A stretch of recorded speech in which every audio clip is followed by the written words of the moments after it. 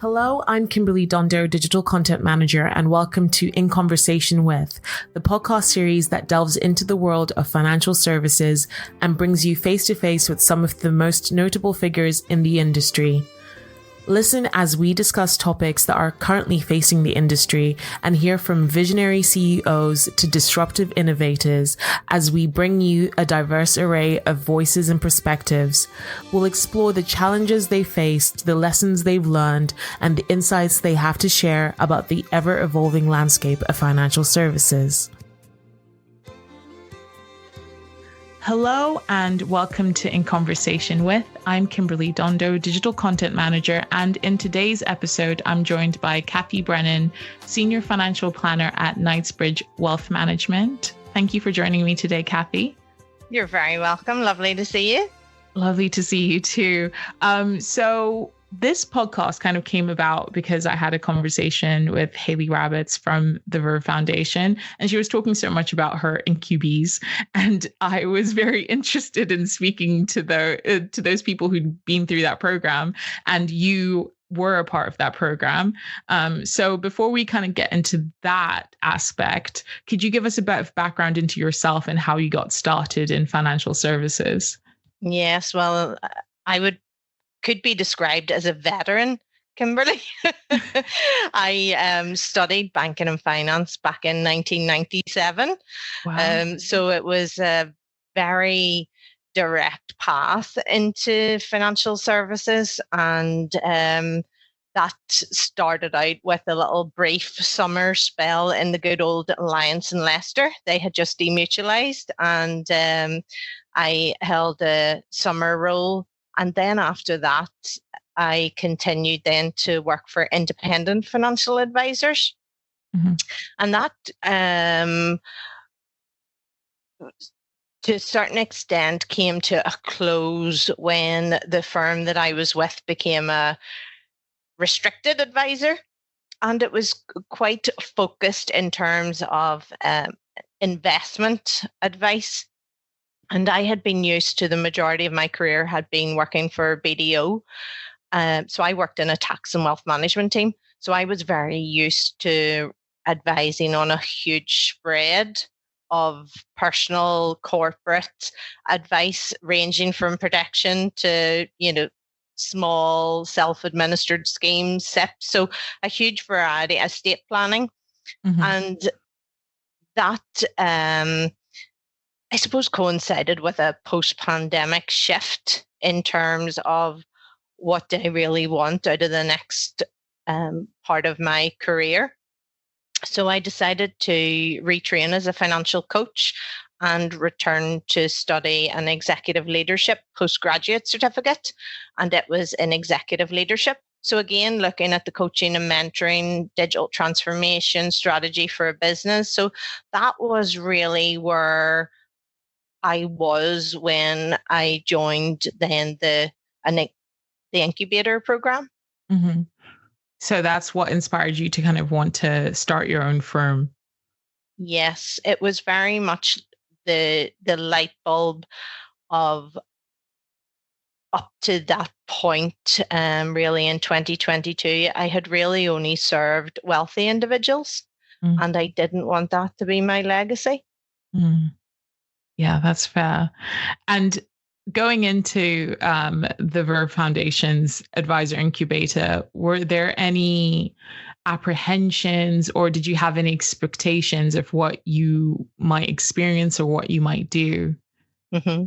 I had applied for the program a year earlier and wasn't successful because the selected applicants already had financial planning firms in place.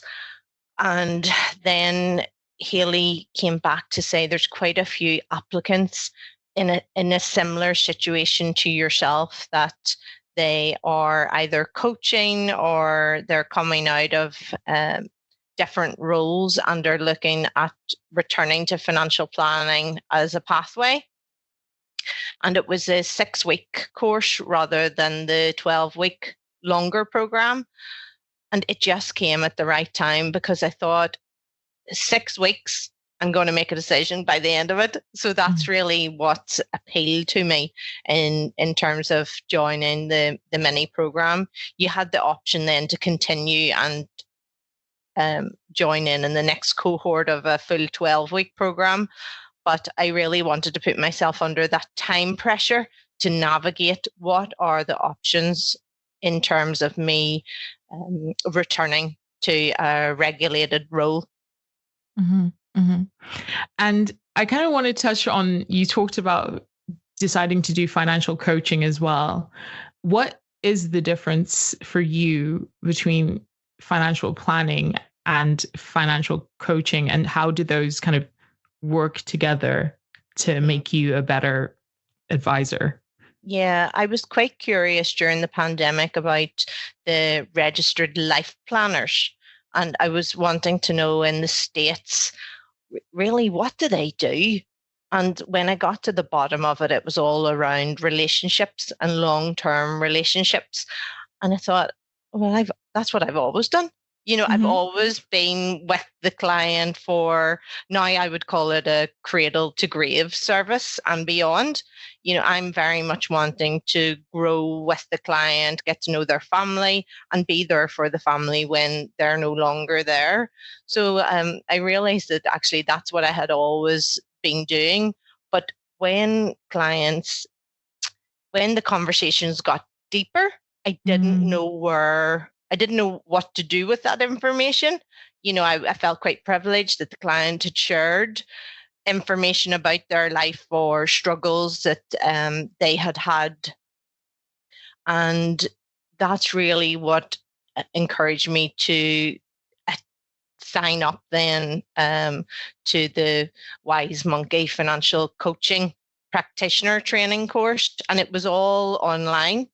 So that was brilliant as well, because I'm based in Belfast in Northern Ireland. And Simone, who founded Wise Monkey, she's based in Bristol, I believe, or Brighton. Apologies, Simone, but she had reverted to, rather than the in-person training, to doing it all online. And that was brilliant, because it was something just that could fit in with my family circumstances. And as I would now call it, my sabbatical, really, from my regulated role. Mm-hmm. Yeah. It sounds like we always have these conversations of, how far involved, and also like, what is the toll on an advisor when they have to take on some of that, emotional aspect of being the emotional aspect of a client advisor relationship. And sometimes I'm like, what qualifications or what training do you need to do that? But I think this is probably a really great outlet to learn how to do that. And I guess also learn how to set boundaries, because maybe if you're not trained, you have no idea where you can be like, okay, this I can't handle, but I can help with. Yeah. Yeah, I find that through the financial coaching training and also doing the executive leadership program, because it looked at my leadership journey, it also looked at coaching and mentoring in the wider context, in the business context, because I wanted to make sure that by just focusing on financial coaching, I wasn't missing out on the other theoretical or applied disciplines, so it really allowed me to have a deep dive through both programs into me as an individual. So there was a lot of reflections on my own money story and looking at how my career had progressed. So I think that as an individual, you have to look inwards to know, have a deep knowledge of who I am, what do I value, and you actually have to walk the talk. And this is something, so without those reflections, how would you be able to see that in others or help them, reflect that back? So I very much had hoped that the financial coaching in itself could lead to a new element of my career and a new pathway. But I think in the UK, certainly it's still in its infancy. Yeah. And in the States, it's normal practice to have a coach for different elements of your life. Whereas I don't think that has really hit home yet in the UK.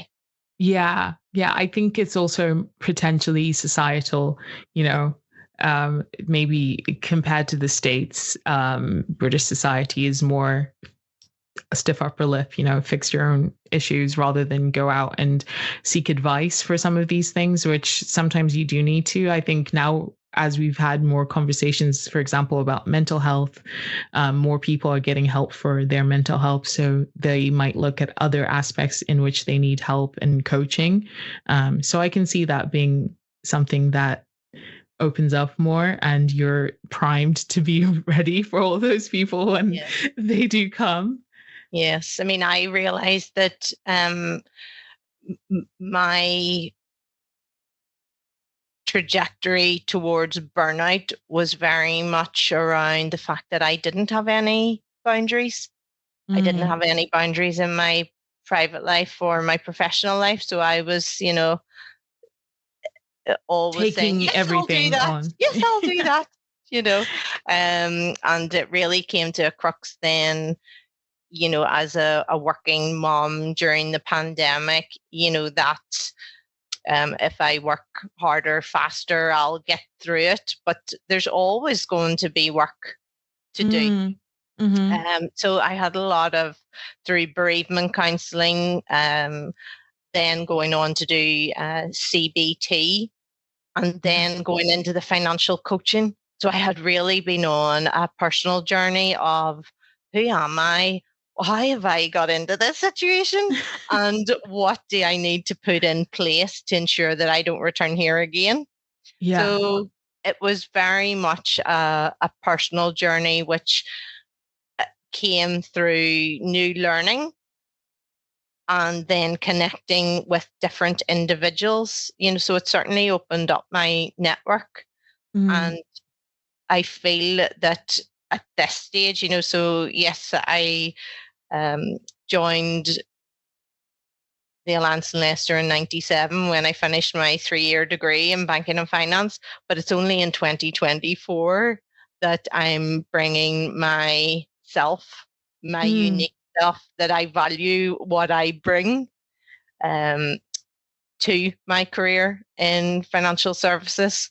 Yeah. So it's essential that we're open and honest, and that other people who are starting out in roles, they don't split up that personal and professional persona. It's all about bringing yourself, because I know that I want to attract clients who want to work with me. And you can only have that authentic and long-term relationship with someone who will connect with you and feel at outset, yes, I know Cathy's going to be the right advisor for me, because we have that common ground. Yeah. We have that connection. Yeah, for sure. Because then if you're not being your real authentic self and having that connection, then what's the difference between you and an AI? Exactly. Yeah. Yeah. That's why the human element is so important. So going back to your time in the incubator, can you give some specific examples of the incubator's mentoring, training, or community that helped you overcome challenges and achieve your goals? I know that you'd probably done quite a bit of work already going into it, but were there any other additional things that you learned during that time? Yes, I had a mentor, James King, and at that time, I had started to embark on meeting other financial advisors to understand where we linked in terms of our values and how we would support clients. And at that stage, I was thinking about referring financial coaching clients for their financial planning to, set up, say, for example, a number of partnerships, or to be able to say to clients, well, there are 3 firms. And he was very clear in saying that's not going to build a sustainable income for you, Cathy.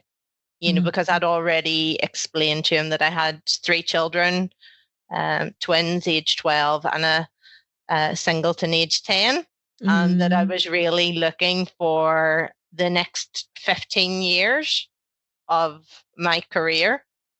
And it was great to just have that directness for someone to say, a one-off introduction or an introducer's fee is not going to build the business that you want. So that was quite quickly then shut down as an idea at outset. So that's what I mean about the 6-week program. So that was like by week 1 or week 2. I knew and you're like, away. I'm rethinking everything now. Yes. And then I started to, in the back of my mind, I had been considering direct authorization, but having come off a 1.24 fixed rate to go on to an 8% variable, that idea of raising against our family home, that was another area that was quickly shut down. Plus Maddie from the Verve group, she provided an excellent 45-minute session on how to apply for direct authorization. There's no guarantees, the costs borne are not refundable, and by 18 or 24 months you still may not know. So that again was quickly shut down in about the first 15 minutes of the 45-minute call. I just thought, right, no. And I had then the next approach then was, well, which network? I didn't know anything about networks in the firms that I had been employed in previously. Were all directly authorized. Yeah.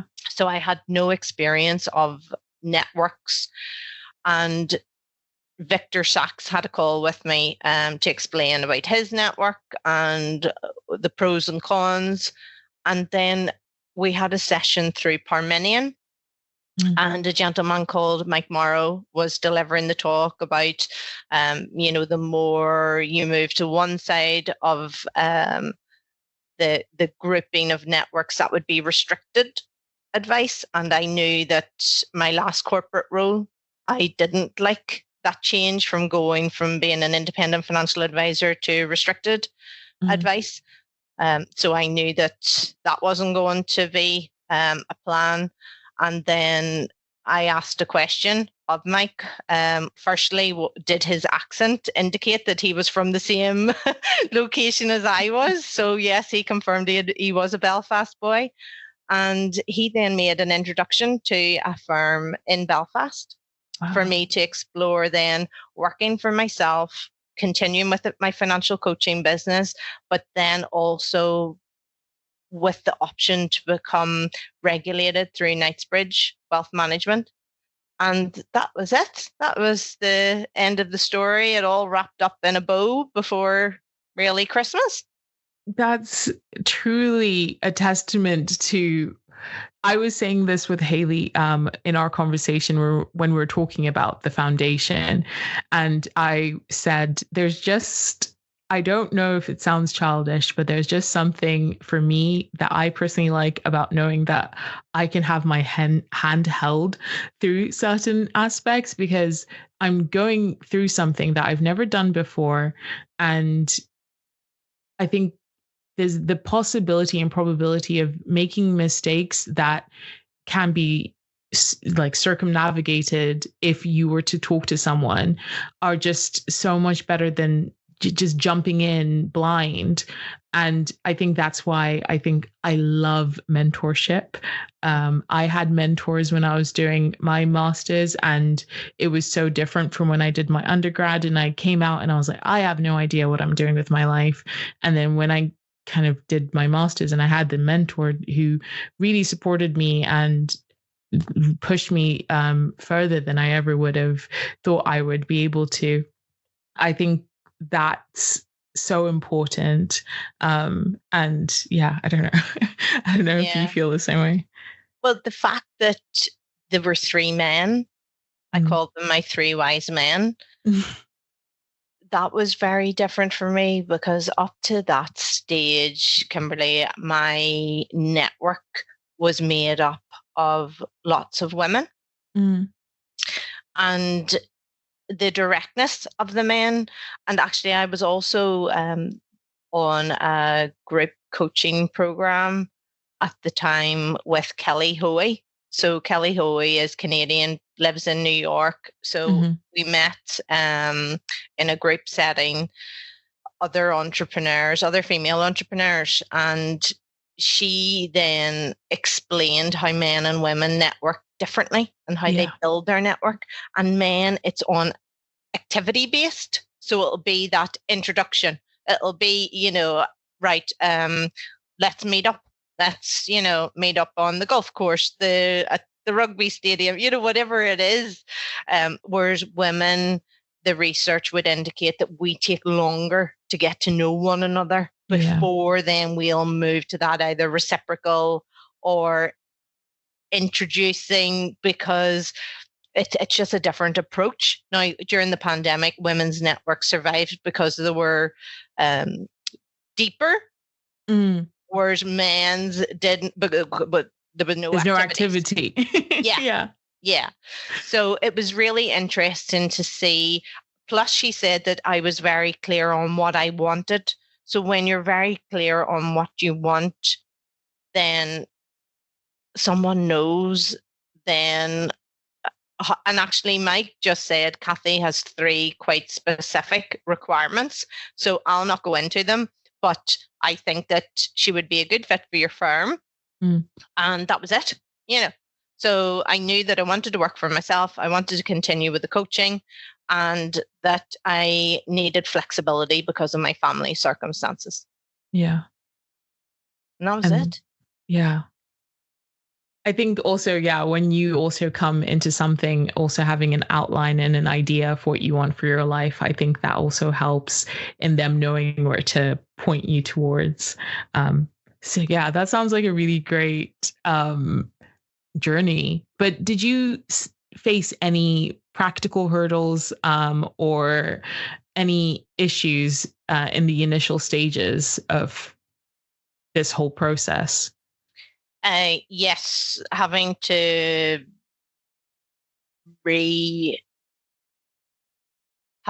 onboard as a regulated advisor.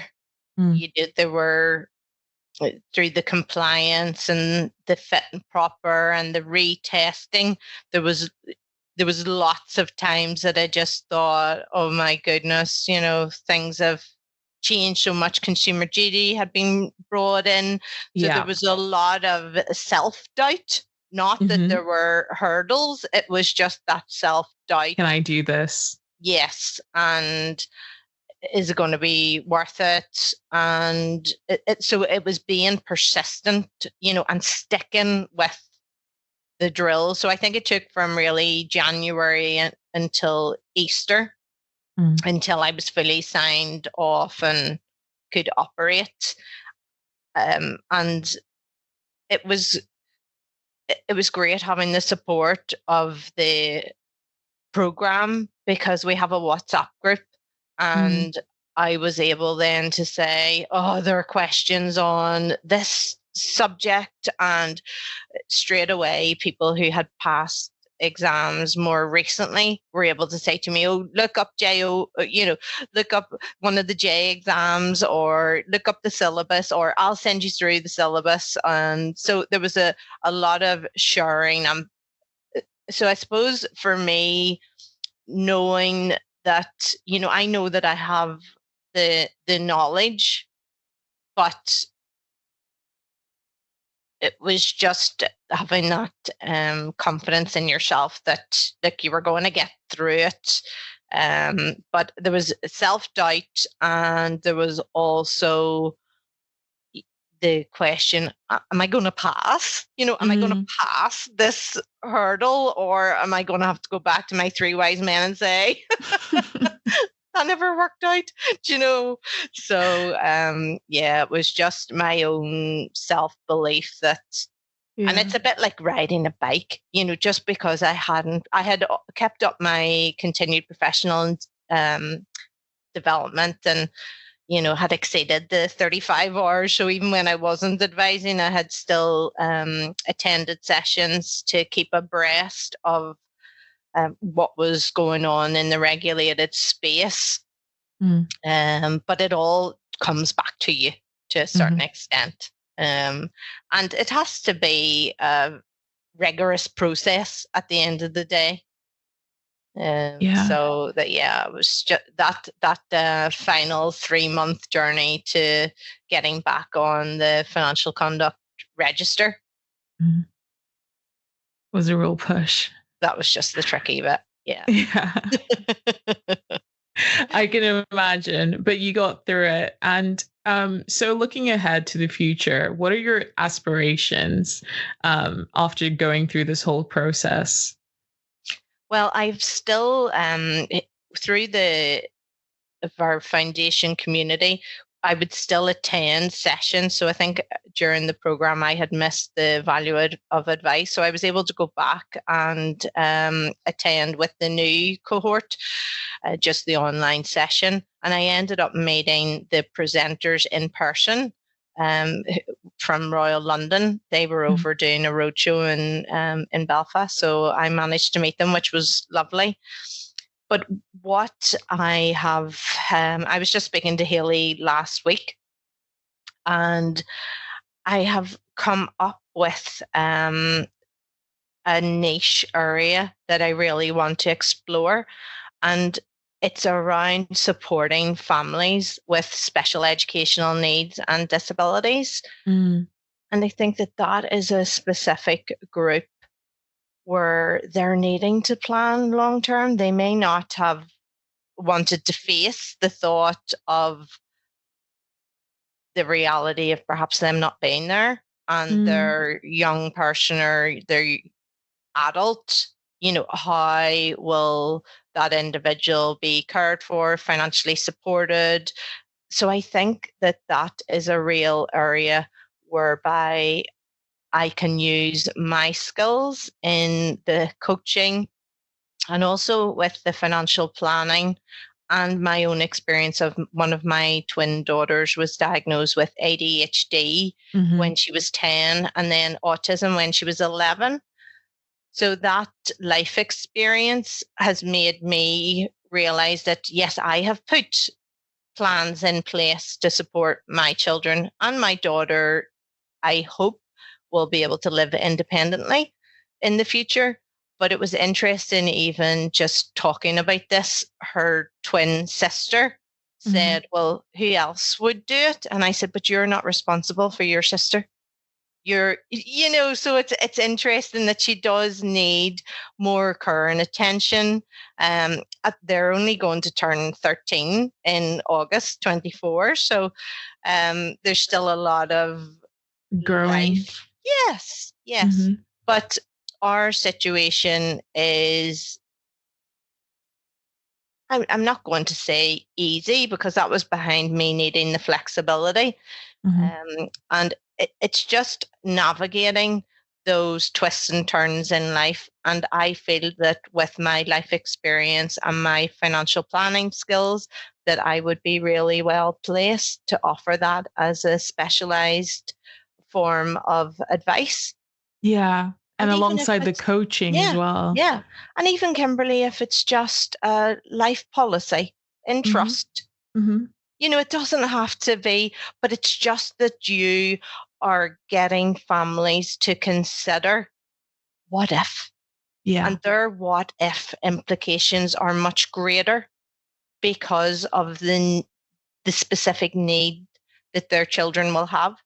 So this came to me as a recent aha, which is very niche. But Haley suggested that I follow 2 people on LinkedIn. Then we both agreed that I should contact one person who was at their Evolution conference last year. And he then in turn introduced me to an advisor who has just retired after specializing in this area for the last 20 years. Wow. So I have a call with him next week. This is truly amazing. And it just shows those connections are important, and something like this is probably the best place to be able to connect with all of those people. And now you'll be able to kind of continue this other person's work and also do probably the same work for your local community. And it is such an important niche, because I think with my team, we always have conversation. We always talk about how there's certain conversations that most people don't want to have. We talked about it on like our end of month podcast. And I said, my mom's always been someone who's always said, these are where my papers are from when I was a child. And when I was a kid, I didn't want to know about it because I didn't want to think about the prospect of mum not being around. But now, having grown up and seen things that can happen, I now appreciate the fact that she always kind of had those things prepared and put in place. And I can't think of, situations where others don't have that. And especially when it comes to a parent with a child who may not be able to fully look after themselves, it'll be peace of mind for that child and also that parent when they pass, knowing that that child is going to be taken care of. So, yeah. And it fits in so much with consumer duty and vulnerabilities. Mm. So that's what I think has been really positive in that gap period that I took out of financial planning. My initial thoughts were, oh, this is now something new. But when I now do this in practice, when I meet new clients, it opens up really the coaching conversation, because you're asking clients about their financial well-being and their experiences, and that can lead to a very open conversation. Mm-hmm. So that would be one area that I think has been very insightful when I meet new individuals, because our typical fact find or your financial questionnaire that as a regulated advisor you would go through at a pace, because there's usually so much data that you need to obtain. I think by embarking on the financial well-being questionnaire and looking at the vulnerabilities and setting the scene is just a lovely way to open the relationship. Yeah, definitely. And finally, what advice would you give to other financial advisors who are contemplating starting their own firms or considering joining the Incubator program that you've just been through? Yeah. Just take all the help that you can get. I was on a female founders 8-month program while I was also on the Incubator. And then I had that group coaching. Mm-hmm. So the more that, and plus, Kimberley, I have realized that, and that was by going back to university, I realized that I needed information in 3 ways. So I need to see it, read it, but then I also need to say to you, so Kimberley, I've read this and I think, is that right? I need that verbal. So that verbal, auditory, and kinesthetic, I realized that I needed that as an individual. And these types of programs where you can go on and join in on a 40 or 45 minute discussion, or a presentation with Q&A afterwards and a follow-up, that type of learning style really helps me drill down the information, and then at least then I'm able to say, but what about this, and ask a question, and then that's it, settled, so it's very accessible. But I was doing it from a place where I didn't actually have a day job. I was doing some workshops and tailored talks, so my work was quite ad hoc, which was why I was on the program, because I needed to commercialize what I was doing. So it just depends on your... I don't think that I could have had all of these insights personally and professionally if I was in an employed role. I think that for me personally, I needed to take a step away and reorganize my family affairs. And I probably needed to do that deep dive on myself to be really clear on what it was that I wanted professionally. So I would really encourage other advisors who perhaps are... that I just felt that my values weren't aligned with the work I was doing. And when you have that disconnect or that pull, you have to be curious and you have to look at, well, what are my options? But the issue is that we become quite addicted to our monthly paycheck. And it's the fear of the unknown that keeps us trapped there. But I just gave myself permission to spend my savings as much of it as it was going to take, because I just knew that I couldn't continue the way that I had been working. Yeah. And it needed to change, and I had to invest the time to work out my next steps. And I feel that while I had gone into this thinking, well, my son's 10, until he's maybe 25, he'll be independent. But actually, how I am viewing the future, I'm really optimistic, and I don't see a timeline on it. I think that this is a path that I could continue to do. Yeah. Yeah. And, that you can see that using that savings as an investment into yourself, because you don't know where it might take you. It might take you into an even better place. And also, looking after yourself mentally as well ultimately also benefits you and your family, because if you continue to truck on in something that made you unhappy, that would have a knock-on effect with all of those people around you.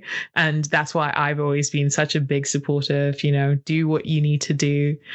Obviously it has to be safe, but if it's like something practical, and it might seem a little bit crazy to do it right now because I have kids, I have a family, I have a mortgage, whatever. But if it is within your remit to be able to do it, I think you should take the leap, because I would rather do that than think, what if? I think what if can really hurt you in the long run. So yeah. I fully applaud you for doing it, and I'm very excited to see where you go. And I hope that we're able to do a check-in in a couple of years and see how everything's gone. Yes, I'd love that. Yeah. Well, thank you so much for talking to me today, Cathy. Your story has been really, really interesting. Excellent. Well, thank you for giving me the forum to tell my tale. Yeah. And it has had a happy ending up to now. Yeah. And yeah, definitely we will check in to see how that happy ending goes. Thank you. Okay. Thank you for listening to In Conversation With. We do hope that you enjoyed it. Please do keep up to date with all our new releases via Podbean, Apple Podcasts, Spotify, and everywhere else you get your podcasts from. You can also keep up to date with all our new content published on the Money Marketing website, as well as our print edition Money Marketing magazine. So make sure to subscribe. Follow us on Twitter, LinkedIn, Facebook, and Instagram. See you next time.